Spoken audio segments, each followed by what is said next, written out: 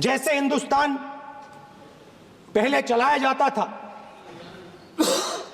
वैसे ही आप हिंदुस्तान को चलाना चाहते हो। मैं बता रहा हूं, आ रहा हूं। पेशेंस रखिए, थोड़ी इतना एक्साइटमेंट नहीं होना चाहिए। स्पीकर सर, जब मैं छोटा था दिल्ली में, स्पीकर सर, दिल्ली के चारों ओर जंगल हुआ करता था। जो आज यहां रहते हैं उनको ताज्जुब होगा कि एम्स के बिल्कुल बगल में जंगल शुरू होता था। जहां रेलवे म्यूजियम है वहां पे जंगल शुरू होता था।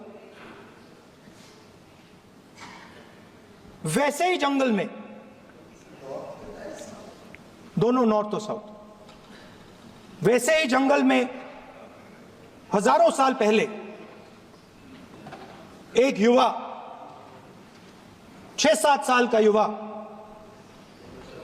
हर रोज सुबह उठ के 4 बजे उठ के,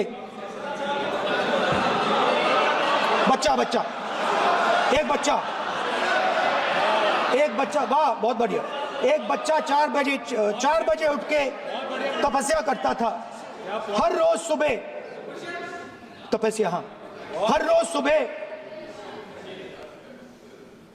वो धनुष उठाकर तीर कमान चलाता था और घंटे उसने तपस्या की, सालों के लिए उसने तपस्या की।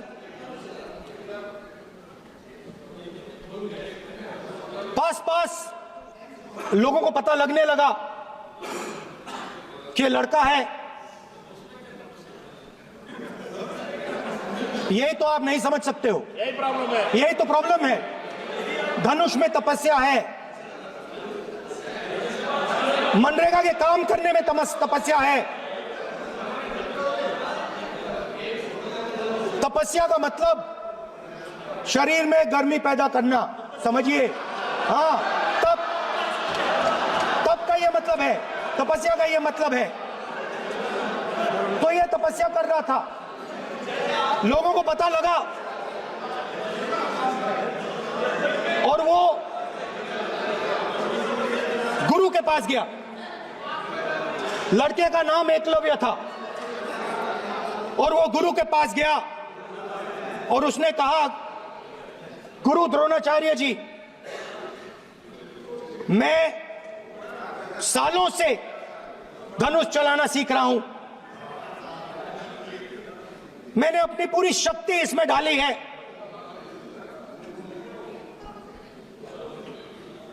आप मेरी मदद कीजिए, आप मेरे गुरु बनिए। द्रोणाचार्य जी ने एकलव्य को कहा कि आप ऊंची जात के नहीं हो, आप ऊंची जात के नहीं हो, आप द्विजा नहीं हो। मैं आपका गुरु नहीं बनूंगा, यहां से तुम चले जाओ। और एकलव्य चला गया। फिर से एकलव्य ने तपस्या शुरू की, फिर से तपस्या शुरू की। कुछ साल बाद द्रोणाचार्य जी और पांडव उसी जंगल से निकले। एक कुत्ता भौंक रहा था, कहानी आपने सुनी है, सुना देता हूं। कुत्ता भौंक रहा था, अचानक कुत्ते की आवाज शांत हो गई। द्रोणाचार्य जी और पांडव पास गए और उन्होंने देखा कि तीरों के जाल में कुत्ता फंसा हुआ था। मुंह में तीर था एक, हाँ, मगर कुत्ता तीरों के जाल में फंसा था। एक तीर मुंह में थी, शांत था कुत्ता, मगर कुत्ते को चोट नहीं लगी। एकलव्य ने अहिंसा के साथ कुत्ते को शांत किया था। द्रोणाचार्य जी आते हैं और एकदम पूछते हैं, तुम्हें यह किसने सिखाया? एकलव्य जवाब देता है, द्रोणाचार्य जी, ये मैं सीखा हूं, मैंने तपस्या की है घंटों मैंने प्रैक्टिस की है।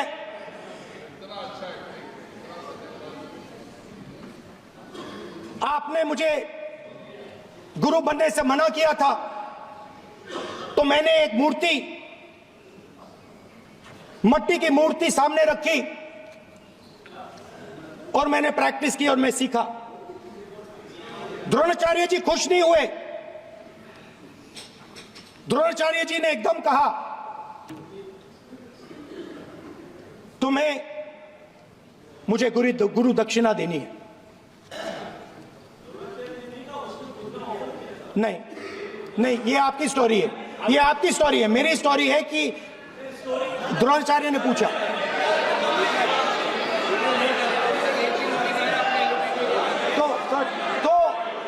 तो द्रोणाचार्य जी ने Sir, the PM will not speak. You want to say if you are not giving order, Prime Minister has to speak. That's what you want to.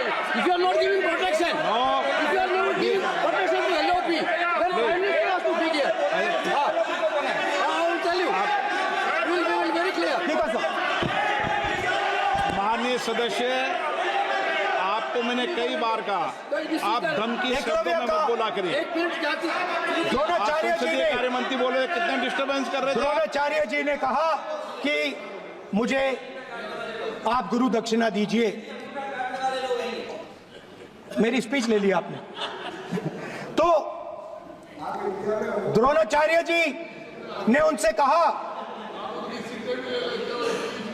कि गुरु दक्षिणा के लिए मुझे तुम्हारा हुनर, तुम्हारा भविष्य, तुम्हारा अंगूठा चाहिए। और एकलव्य ने अंगूठा काट के द्रोणाचार्य को दे दिया।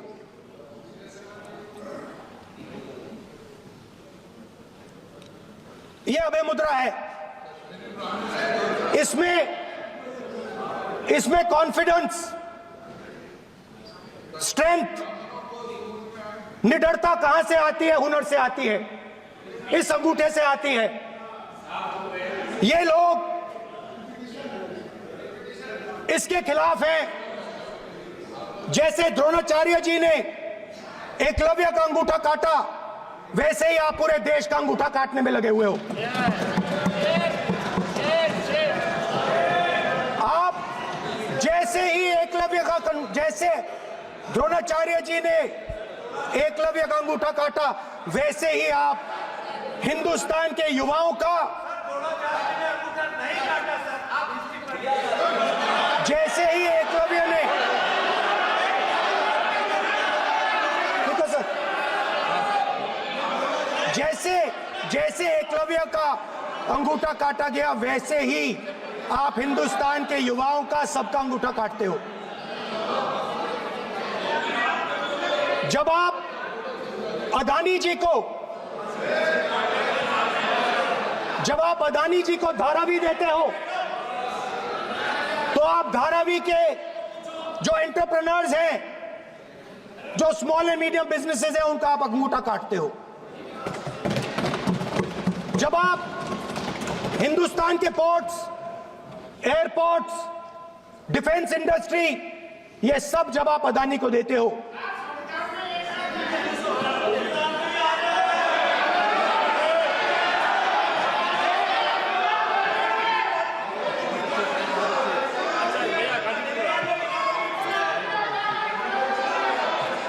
हिंदुस्तान के सारे जो फेयर प्ले बिजनेसेस हैं, जो ईमानदारी से काम करते हैं, आप उन सब का अंगूठा काटते हो जब आप अदानी की मदद करते हो। कॉन्स्टिट्यूशन में लैटरल एंट्री कर आप हिंदुस्तान के युवाओं का, पिछड़ों का, गरीबों का अंगूठा काटते हो।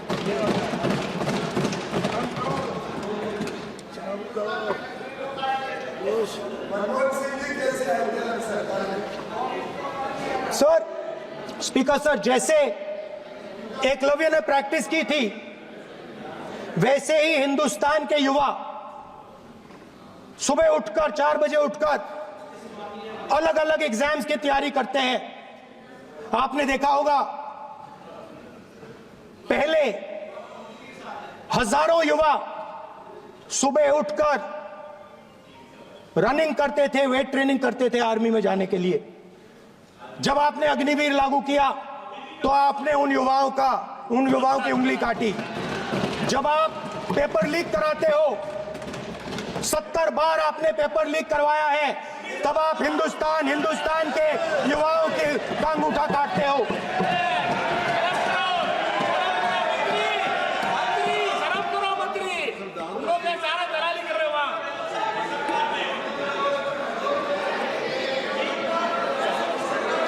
आज बाहर, दिल्ली के बाहर आपने किसानों पर टीयर गैस चलाया है, आपने किसानों पर लाठीचार्ज किया है।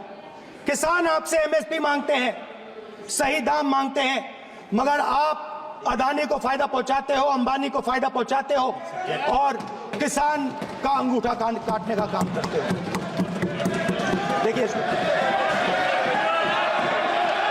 हम कहते हैं अभय मुद्रा, हम कहते हैं डरो मत, आप कहते हो हम आपका अंगूठा काट देंगे। ये फर्क है। एक तरफ कौन सर बोले, मेरे कहना है कि हम एक मिनट प्लीज बैठिए, आप बैठिए, प्लीज बैठिए, आप बैठिए। आज हम भारत के संविधान की 75 वर्ष की गौरवशाली यात्रा कर रहे हैं और कर भाई ये चर्चा हुई थी कि हम संविधान की चर्चा करते समय उसकी उच्च कोटि की ये अपेक्षा है आप स्पीकर सर, आप राष्ट्रपति भाषण नहीं है। कॉन्स्टिट्यूशन में कहीं नहीं लिखा है कि मोनोपोली होनी चाहिए। कॉन्स्टिट्यूशन में कहीं नहीं लिखा है कि पेपर लीक होना चाहिए। कॉन्स्टिट्यूशन में कहीं नहीं लिखा है कि अग्निवीर होना चाहिए। कॉन्स्टिट्यूशन में ये सब नहीं लिखा है, इसलिए मैं यहाँ रेस कर रहा हूँ। कॉन्स्टिट्यूशन में नहीं लिखा है कि हिंदुस्तान के युवाओं का अंगूठा काटना चाहिए, उनका जो हुनर है उनसे छीना जाना चाहिए।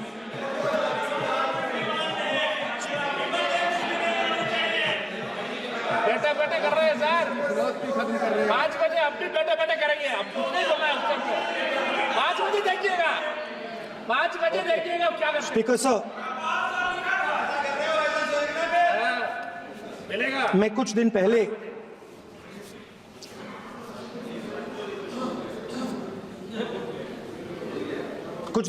मैं हाथरस गया। कुछ दिन पहले मैं हाथरस गया। हाथरस में 4 साल पहले एक लड़की का बलात्कार होता है। गैंग रेप होता है। 3-4 लोग गैंग रेप करते हैं। मैं 2-3 दिन पहले उस लड़की के परिवार के घर में गया।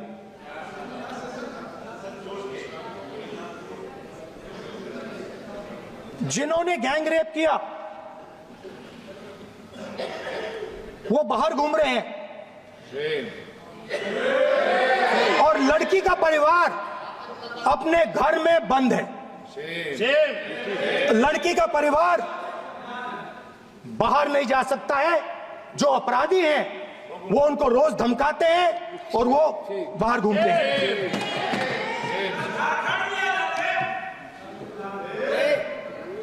परिवार ने मुझे बताया कि बेटी का जो अंतिम संस्कार था वो भी नहीं करने दिया और चीफ मिनिस्टर ने इसके बारे में खुलकर मीडिया में झूठ बोला है। ये कॉन्स्टिट्यूशन में कहां लिखा है? ये कॉन्स्टिट्यूशन में कहां लिखा है कि जो बलात्कार करते हैं वो बाहर रहे और जिसका रेप हुआ है, जिसके परिवार, उस परिवार को बंद कर दिया जाए? कहां लिखा है कॉन्स्टिट्यूशन में? ये आपकी किताब में लिखा हुआ है, मनुस्मृति में लिखा है, मगर कॉन्स्टिट्यूशन में नहीं लिखा। और अगर आप कहते हो कि यूपी में आपका राज है और वहां पे कॉन्स्टिट्यूशन नहीं लागू होता है, वहां पे मनुस्मृति लागू हो रही है। परिवार ने मुझे कहा कि यूपी की सरकार ने उन्हें वायदा किया था, कहा था कि हम आपका रिलोकेशन करेंगे, आपको कहीं और रहने की जमीन देंगे। आज तक 4 साल हो गए हैं, आज तक उनका रिलोकेशन नहीं किया गया है। और हर रोज उन्होंने मुझे फोटो दिखाई, वो बाहर निकलते हैं और जिन्होंने बलात्कार किया वो धमकाते हैं उनको। तो मैं इस हाउस में कहना चाहता हूं कि अंबेडकर जी के संविधान वाले लोग, इंडिया गठबंधन वाले लोग, हम सब मिलकर उस परिवार का रिलोकेशन हम करेंगे अगर आप नहीं करोगे तो। और हिंदुस्तान के हर गरीब व्यक्ति को हम ये कहना चाहते हैं, आपकी रक्षा कॉन्स्टिट्यूशन करता है और ये बीजेपी के लोग कॉन्स्टिट्यूशन पर 24 घंटा आक्रमण करते रहते हैं। कॉन्स्टिट्यूशन में लिखा है prohibition of discrimination on grounds of religion, race, caste, sex और place of birth. The state shall not discriminate against any citizen on grounds only of religion, race, caste, sex, place of birth or any of them. Some days back, youngsters from Sambal came to see me.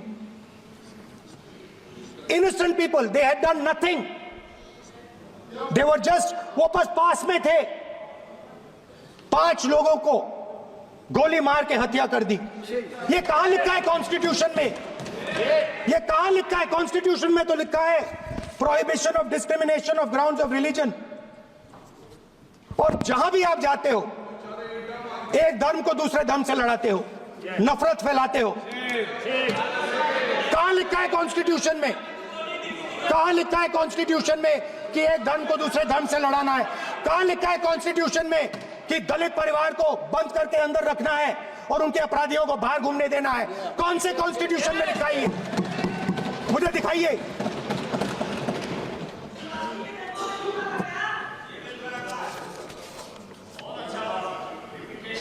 Speaker साहब, हमने, हमारी जो विचारधारा है, India गठबंधन की विचारधारा है, वो देश में कॉन्स्टिट्यूशन लाई है। हम सब मिलकर कॉन्स्टिट्यूशन की रक्षा करते हैं। अंबेडकर जी ने कहा था, if there is political equality but no social and economic equality, political equality will be destroyed. ये अंबेडकर जी के शब्द हैं और आज ये बात सबके सामने है। पॉलिटिकल इक्वालिटी जो थी वो खत्म हो गई है। हिंदुस्तान के सारे इंस्टीट्यूशंस कैप्चर कर लिए गए हैं। सोशल इक्वालिटी नहीं रही, फाइनेंशियल इकोनॉमिक इक्वालिटी नहीं रही। इसीलिए हमारा अगला कदम जाति जनगणना होगा। हम देश को दिखाना चाहते हैं कि आपने किन लोगों का और कहां कहां अंगूठा काटा है।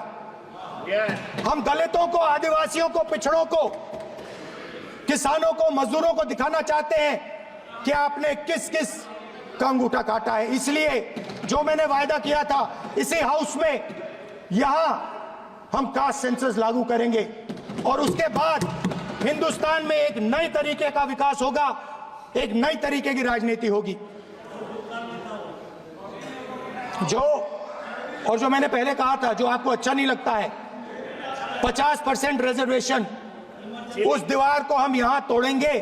50% रिजर्वेशन की दीवार और जाति जनगणना हम यहां करा के दिखाएंगे। आपको जो कहना है कर लो।